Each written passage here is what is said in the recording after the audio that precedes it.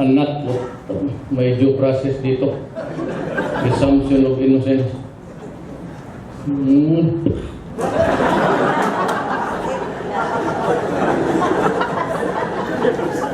O, di matino.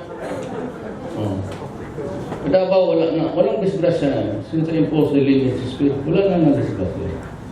Binaba ko yung last serving, 12 o'clock. Hindi, wala nang inuman. There's no 9 yun. Kasi sabihin na yun, it will kill the tourism industry. Bukuhin mo pa ako na galing ako dyan. Sa law school, pag galing sa eskwelahan, punta kami ng Brown Derby dyan sa harap ng women's. Inuuna yan. Namunood mo ng Senate, tapos bago po ako is dormitorio.